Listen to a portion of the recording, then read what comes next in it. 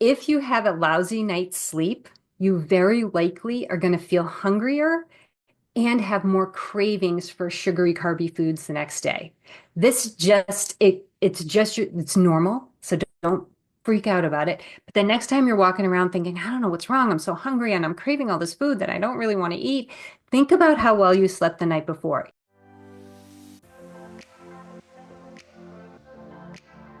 Welcome to Holistic Healing Podcast. I'm your host, Luam, and today I have Amy White with me. She is a board certified holistic nutritionist, lifestyle practitioner, and life coach. Amy specializes in guiding women through sustainable weight loss and transformational health journeys by combining practical nutrition strategies and emotional wellness. Welcome to the show, Amy. Thank you. It's my pleasure to be here. Glad to have you here.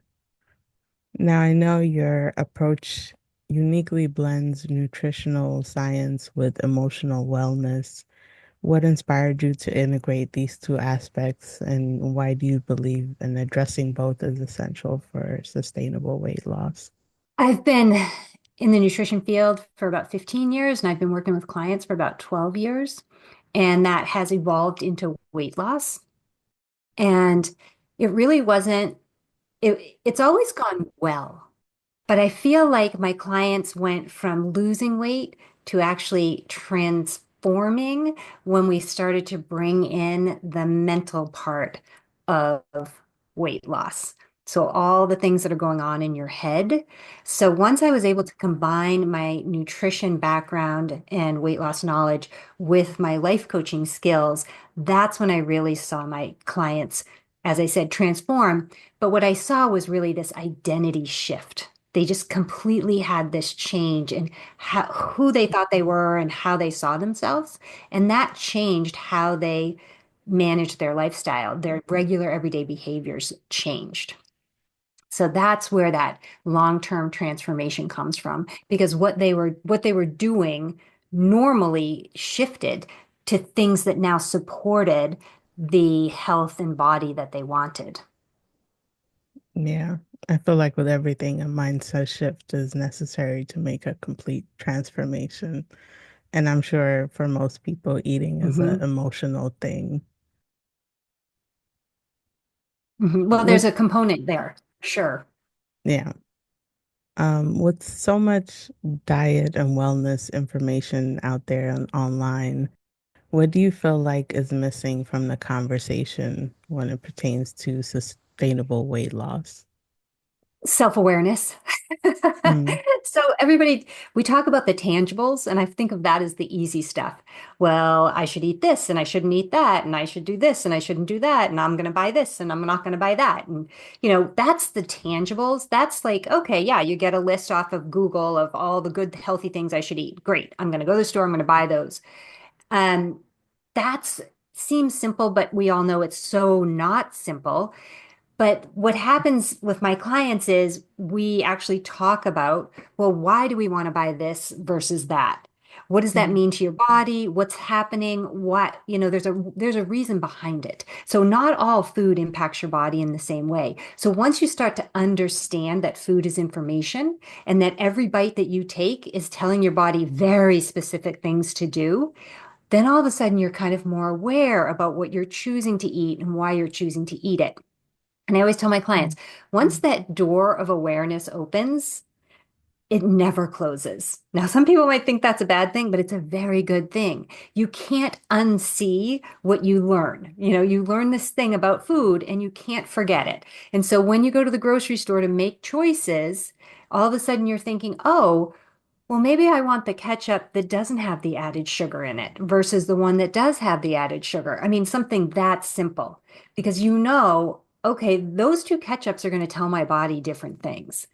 And the one with the added sugar is not going to be telling as good a story as the one without the added sugar, for example.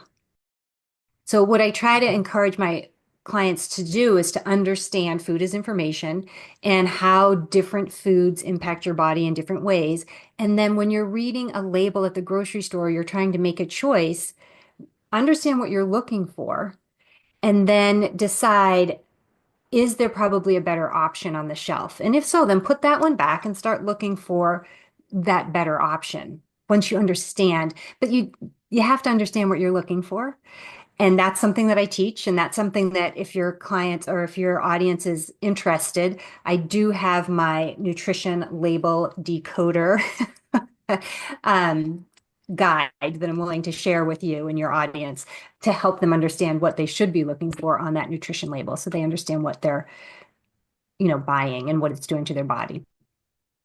Yeah, because right now it can, some of these tips that you get can be contradictory. Some people say, there's all of these diets, right? There's keto, carnivore, and I've experimented with several of those, and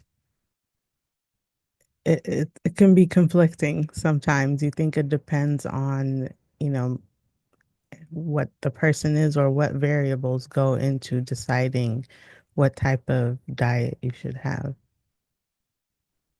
And I do totally believe that. So everybody's diet, their healthy diet, is going to be very unique to them for many reasons. But the two biggest reasons and the obvious ones are your lifestyle is different than my lifestyle. Your food preferences are different than my food preferences. And you shouldn't have to be trying to eat things that you don't like. You want to figure out how to eat the things that you do like and ideally upgrade, understand how to upgrade choices, but enjoy the foods that you like in a way that work for your body. So, what I teach is this concept of food freedom. I want you to be able to eat all foods, all of them. Nothing is off the table, but in a way that's now going to work for your body. And the way that I teach this is this concept of your most of the time foods, your some of the time foods, and then your rarely foods. And those categories are going to be different for everybody. Most of us are going to have very similar most of the time foods. But when it comes to our sometimes foods and our rarely foods, those are going to be very unique to your preferences and tastes, and then works with what works for your lifestyle. But having that framework makes it easy to go to family events, go on vacation, enjoy a holiday party without feeling like you've blown it and oh my gosh, now I have to start over. There's no starting over. It's always just course correcting. You've moved everything you do moving you forward, and then it's just a question of making choices about, well, what direction now? What's the next thing I do? You're never starting over. I want to talk about hormonal imbalance, not just when it comes to menopause, but I've noticed that even younger people are developing things like PCOS, which is affecting their body and their mind and everything else. How can, is there a way to recognize when your weight challenges are hormonal based versus diet or lifestyle? Well, let's also distinguish between hormones, where everybody talks hormones. So there's sex hormones and then there's metabolic hormones, and they're very different. And Okay. so with clients, I'm going to help you balance your metabolic hormones. Now, in doing that, this also tends to, especially for women prior to perimenopause and menopause, this also helps regulate your other sex hormones. So PCOS is such a great example. That is a condition generally of insulin resistance, metabolic um, imbalance. So the exact same things that I teach perimenopausal and menopausal women about working with their body and eating food that works for them is the same thing that helps women back out of PCOS, bring their body back into balance. It's exactly so we need to reduce. So the primary thing that's happening here for a lot of these women is insulin resistance. And so what you need to do is bring that insulin back down, and that's balancing your metabolic hormones. So it's blood sugar balance, reducing that overall insulin um, fasting insulin level. So that is one of the primary things you're seeing with PCOS. So we have to bring those metabolic hormones back into balance, and often PCOS will correct itself. So they are related, even though they are two different sets of hormones. Yeah, what are things dietary wise or lifestyle wise that can help you reduce your insulin resistance? So the one thing that I always start with clients with is what I call the metabolic. We're going to do a metabolic reset, not a restart, but a reset. And so the first thing you want to do is calm your blood sugar down. So most people are living on what's called a blood sugar roller coaster. So they wake up, they get a good hit of sugars, their energy goes sky high, their insulin goes up because of that big hit of sugar. And then their body responds from that really high shot of insulin by crashing. So now your blood sugar is going not down to normal, it's going past normal and it's crashing down. And so now you actually need some kind of a carby, sugary pick me up to get back to being able to focus and work and function. And so your day just kind of goes like this, it spikes and then it crashes. And so the first thing you want to do is get off of the roller coaster. It's just metabolic chaos. And you want to start looking at your sugars. Where are the sugars coming into your diet? And a lot of people, most people say to me, I don't eat sugar. They're like, I don't eat candy. I don't eat ice cream. I don't eat candy, candy bars or cake or whatever. And that's very true. But they eat oatmeal, they eat granola bars, they eat pretzels, crackers, bread, all these things that they don't recognize. Pasta, that's a big one. They don't recognize as just your body just sees that as sugars. You're thinking you're eating these healthy whole grains, but in fact, they're coming in and converting very quickly to sugar in your body, and it's overloading your bloodstream with sugars that then need to get moved. And that's when the insulin comes in. And that's so having a diet that's has a lot of healthy whole grains is going to cause your body to pump out a lot of excess insulin. And so that's keeping your insulin, it's shooting your insulin up and often keeping it high, depending on what your diet's like. So the metabolic reset, what I put people on is we're going to go no grains. Now, again, food freedom. So I'm not saying you're never eating grains or sourdough bread again or avocado toast. I'm just saying for the reset, we're going to take the grains out. You're going to enjoy really delicious, satiating foods, and you're going to feel amazing. Your energy's going to go up, your gas and bloating are going to go away. You're probably going to drop a few pounds, if not more. Your clothes will feel looser because of that bloating goes away, but you just feel calmer. You start to be able to tune back in to your body cues. You can start recognizing when you're actually hungry. So that's the first thing. And it's funny, I always think people are going to kind of feel like, oh, I'm not going to, what? Can't eat grains. But it's funny how everybody seems to be okay with it. They're like, I can do that. I can try doing that. And then they're very much rewarded very quickly with feeling better. So what do you do if you take grain? Because you can't ask someone to stop eating grains and be like, good luck. Because then the first thing that's going to go through their head is, well, now what am I going to eat? I don't have anything to eat. And so they'll kind of, white knuckle it and use their willpower for a few days, maybe even a couple of weeks, but they will crash because they just can't figure out what to eat. And they will get overly hungry and then fall back into their old patterns and start eating all the things they used to eat and go, well, that didn't work. But it was working, except they weren't satiated. They weren't actually eating what they needed. So you want to fill that void with a lot of non-starchy, crunchy vegetables. You can either roast them, steam them, eat them raw, like as a salad. Lots of healthy proteins, healthy fats.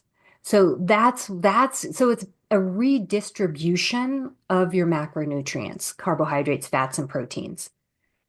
With a grain-based diet, you're eating a lot of carbohydrate, which is sugars. And so the redistribution of those macronutrients means we're going to take those sugars and we're going to reduce them and we're going to replace them with more proteins and healthy fats and non-starchy vegetables, which are a carbohydrate, but the low sugar vegetables. Does that make sense? Yeah. I can be more specific if you want. It makes sense to me because that's somewhat the diet that I follow. I don't eat processed carbs, grains. I Hmm. keep it mostly, the only carbs is from fruits and vegetables. I try Hmm. to keep my sugar low. So I've been on it for a year, so I'm kind of used to it. But initially, it's hard giving up things like bread or pasta. Hmm. You You need almost, different options. yeah, it almost feels like, you get almost like you're addicted to it. You get some kind of reaction for a week or so. You start Hmm. craving it. But I found fasting to be like a good reset for any kind of cravings. What do you think Hmm. about fasting in terms of hormonal balance? Do you think that's negatively or Yeah, positively affects it? I think so. I am a fan of fasting. Again, my primary client is generally 45 and older, so past reproductive years. I think there's a difference if it's a younger woman and she's going through her typical monthly cycle. I think in that case, you really want to manage your fasting around your cycle. For an older perimenopause, menopausal woman, fasting is going to be just fine. However, I always tell my clients never force a fast. So I really want you to follow your appetite. If you, and generally what I do is an overnight extended fast. So I typically fast anywhere from 16 to 18 hours. That's pretty typical for me. So I'll have my first meal around 11 in the morning and we eat early. So I'm pretty much done eating by 6 at night. If I wake up on any given day and I'm hungry, I'm not going to wait until 11 o'clock to eat. I'm going to eat. If I'm hungry at 8 o'clock in the morning, then I'm going to sit down and I'm going to eat. So I never force the fast. I always follow my body. But generally, my body's very, very happy to wait until, 10:30, 11 in the morning to have that first meal. And I usually tell people you don't have to do anything extreme. 16 to 18 hours tends to be that sweet spot of that U-shaped curve when it comes to the benefits you get from fasting. Do you feel like men and women should fast differently?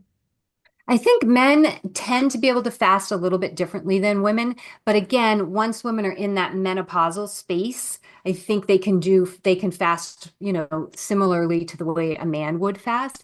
But even with men, I do think that you get the benefit of fasting within 16 to 20 hours. It's right in there is that sweet spot, the top of that U-shaped curve. So again, forcing a longer fast isn't necessarily going to reap more benefit. But there are certain reasons people may want to do a 3-day fast or a longer fast. And so in that case, do it. If you feel like you want to do it, then go ahead and do it. But if you think you're going to get more from it, I'm going to do more, get more. I think that, I really do think that a consistent 16 to 18-hour window is going to give you the most benefit. What are your views on the extended fast? Because after so long of doing 18 to 20-hour fast, my body gets used to not being hungry. So I've Mhm.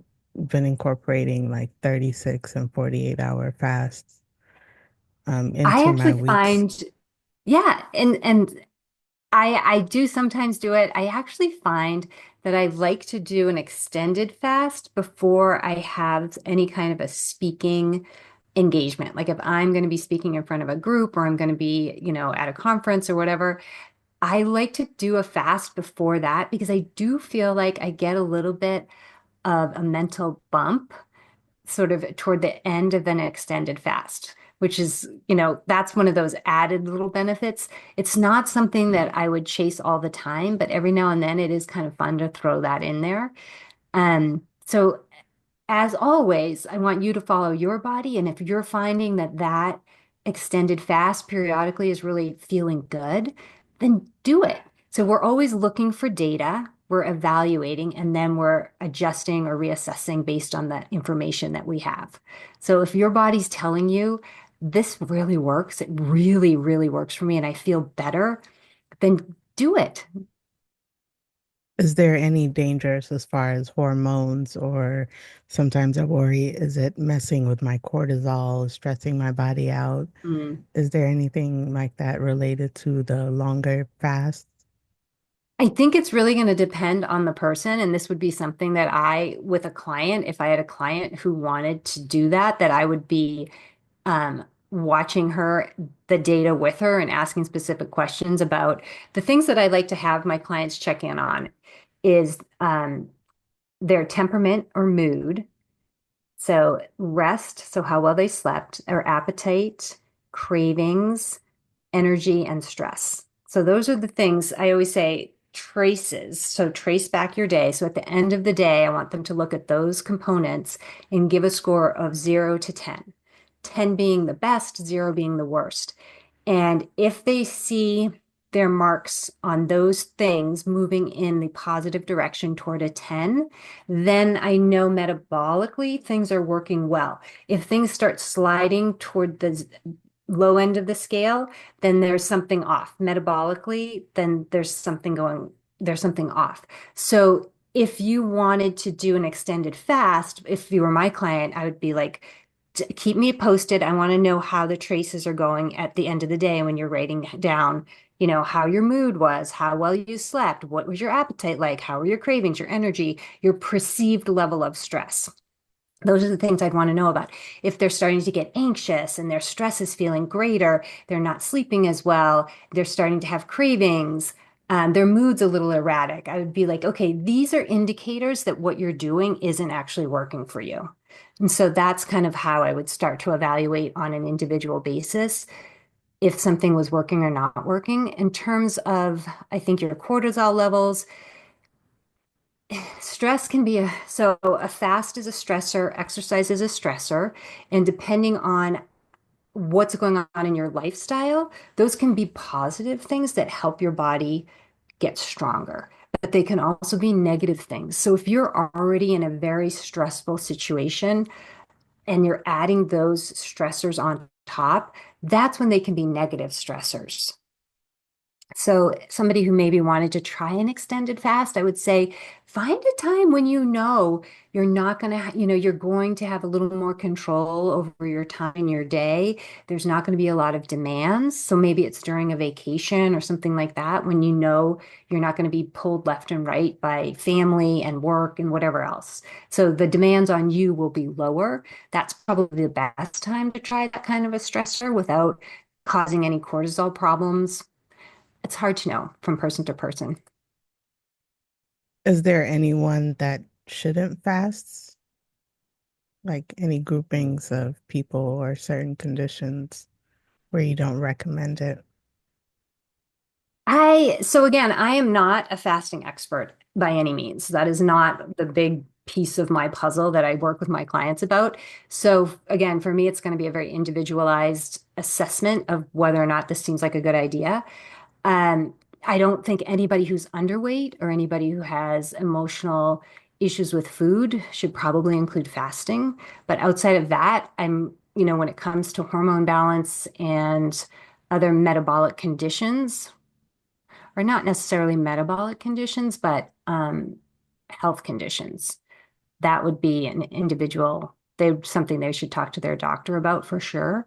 I think metabolic conditions, I think fasting, again, eating windows, short-term fasting can be very beneficial. It certainly can help you manage that blood sugar regulation and get you off of a blood sugar roller coaster. Can very much help with that. Definitely can be a tool for weight loss for the right person. Again, not somebody who has any kind of an eating disorder.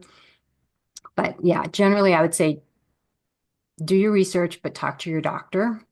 You mentioned sleep quality. How does that impact hormones involved in like metabolism or appetite regulation? Yeah. So here's a good one. Everybody, think about this. If you have a lousy night's sleep, you very likely are going to feel hungrier and have more cravings for sugary, carby foods the next day. It's normal. So don't freak out about it. But the next time you're walking around thinking, I don't know what's wrong. I'm so hungry and I'm craving all this food that I don't really want to eat. Think about how well you slept the night before. If you had a lousy night's sleep, then just chalk it up and go, oh, this is related to how badly I slept the night before. There is a lot of research. And again, just try to ignore it, try not to give into it. And if you can get yourself another, sleep better the next night, you'll find that it goes away and you're back to feeling balanced and normal. However, if we have regularly bad sleep, so you're getting less than, 6 or less hours of sleep a night on the regular, there's a lot of research showing that that does cause insulin resistance. So it does cause your body to increase your regular level of insulin. So it's at a higher level that's causing your body to be more resistant to the messages that insulin's trying to tell your body. This can be corrected very quickly with a very good night's sleep. So it's interesting. So if you're suffering with sleep on a regular basis, so getting 4 or 5 hours of sleep a night, that's when you might find that you're having a lot of weight loss resistance, or maybe you're starting to gain weight and your food, your appetite, and your cravings are feeling very out of control. And this, again, is a blood sugar roller coaster issue and a high insulin problem. So it's moving your body into insulin resistance. So yes, it's very related to metabolic health. So trying to get good quality sleep is important. I've heard you mention the analogy of balancing carbs and fats. Can you Mm. elaborate on how women can effectively balance these macros for optimal weight management? The carb fat seesaw. But before we can get to the seesaw, we have to talk about protein. So the three macronutrients are protein, carbohydrates, and fats. Protein is food. Protein is full of the nutrients your body's actually looking for and will force you to overeat until it gets those nutrients. So the easiest way to not overeat is to make sure you give yourself protein first. Just focus on protein. Make sure you're getting those animal proteins. That will quiet your appetite down. Now, you also need energy. So you need fuel. And that's not necessarily coming from the protein. Carbohydrates and fats are our fuel, but you don't ever want to eat them together. You don't want to have combined high carb and high fat because that's going to give you ice cream, cake, cupcakes. It's going to give you obesogenic food, food that's going to cause you to overeat and gain weight. When you eat whole real foods, so non-processed or minimally processed foods, the carbohydrates aren't going to have fats, so you'll be high carb but low fat, and your real whole food fats like bacon, avocado, ribeye steak are going to be high fat but no carb. So your seesaw will shift toward one fuel source or the other, not both. A baked potato is a higher carb food, but it has no fat until you throw butter, sour cream, bacon bits, and all the things on it. And then now you have a dual fuel food. Now you have carbs and fats. So again, not a good option. So when you understand that you have these two fuels available, you can decide, okay, I'd rather eat, today so for me, it can go from day to day. I mean, one day I'll wake up and, want salad and an apple and maybe some watermelon. So I know I'm having a high carb day, but my fats are going to be very low. Another day I'll wake up and I'll want bacon, and then we'll have avocado and cheese on our hamburgers. And, so now I'm having a higher fat day, but my carbs are really low. So when you think of your fuel coming in that way, you're not over fueling and you're not encouraging your body to overeat because it understands how to use the carbs. It understands how to use the fats properly and effectively. But when you start mixing them together, that's when it's the little bit of metabolic chaos and your body doesn't know when to stop because it's actually not getting the nutrients that it needs and it's going to ask you to keep eating. What is the recommended amount of protein and should it be different for men and women? The way I recommend the amount of protein a person should get in a day is the same for men and women. And so 200 pounds, but you believe that your healthy adult weight is 150 pounds, then should eat protein, so 150 pounds. Oftentimes you see people say, eat 1 gram of protein per pound of body weight. But if you're on a weight loss journey, I don't think that's accurate. If you weigh 200 pounds, but you really believe that your healthy ideal weight is 150 pounds, then don't eat 200 grams of protein. Shoot for 150 grams of protein. No ceiling. So if you are shooting for 150 grams of protein, but you eat 175 grams of protein, that's not a problem. But you don't need to force yourself to eat that 200 grams of protein. And this is where it gets a little nuanced. I also tell my clients, if they're on a weight loss journey, that the one primary rule is to not eat if you're not hungry. And this can really trip people up because they're trying to hit a protein goal because everybody's hearing about how important protein is. And so they're like, but I have to eat my protein. And so I'll ask, at night, you're getting ready to go to bed and you're thinking, I didn't hit my protein. Do you stop and try to like chug a protein shake or get more protein? And they say, absolutely. I'm like, but you're not hungry. They're like, I know, but I'm trying to hit my protein goal. So the other way that I encourage my clients to look at protein is percent of calories from protein because your appetite ebbs and flows. Some days you're hungrier, other days you're less hungry. And so if you're forcing a protein number because you think that's something you have to hit every day, then you are sometimes going to be eating or forcing yourself to eat when you're not hungry. So percent of calories from protein can work. Because if you're eating 2,000 calories on one day, that's going to work. If you're eating 1,000 calories on another day because you just weren't hungry, it's still going to work. It's going to cause you to focus what you do choose to eat on protein. So even if you're eating very little on a certain day, what you choose to eat will probably be more protein focused if you're thinking about percent of calories from protein. The sweet spot for weight loss is 40% of your calories from protein. I know this is getting mathy, but it's not that hard to figure out. And I talked about my nutrition label decoder at the beginning, and in that, I explain all the math on how you figure it out. But I'm going to tell you right now, really fast. 40% of calories from protein is the sweet spot when it comes to weight loss. And the way you figure that out, if you're looking at a packaged food that has a nutrition label, you want to go down, skip everything, just go down to the protein. Look at the grams of protein, add a zero. So if it's 19 grams of protein, add a zero, it's 190. Take that number and now compare it to the calories per serving. So if the calories per serving are 190, so those two numbers are equal, you know the percent of calories you're getting from protein are 40%. If 109, 120, then you know you're getting more than 40% of your calories from protein. So that's just a down and dirty trick to be able to assess a product that has a nutrition label. Aside from that, if you're eating real whole foods, ground beef, ground turkey, chicken, steak, shrimp, fish, and you're making that your primary part of your meal, then you're going to be getting a good portion of protein. But, I'd say shoot for 4 to 6 ounces of meat with your meal to get a good amount of protein. Well, Amy, that was a very enlightening conversation. I appreciate your insights. Is there anything you want to leave the listeners with before we close it out? Just that you don't have to make it that hard. It doesn't, everybody thinks that losing weight, dieting is just something that they have to suffer through and it has to feel miserable.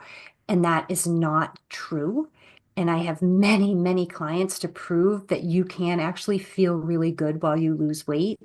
And by feeling good as you're losing weight, it makes maintaining your weight then feel easy because the habits and lifestyle shifts you make while you're losing weight, the things that are making it feel good are actually then in place. So when it's time to maintain, it's just a natural part of your everyday behavior. So if you're struggling, there's something not working for your body. And so there is a way to make that feel better so that you do feel good as it's happening. Well, thank you, Amy. And for the listeners, I'll have her information in the description. Thank you for listening. It was my pleasure. Thanks for having me. Thank you.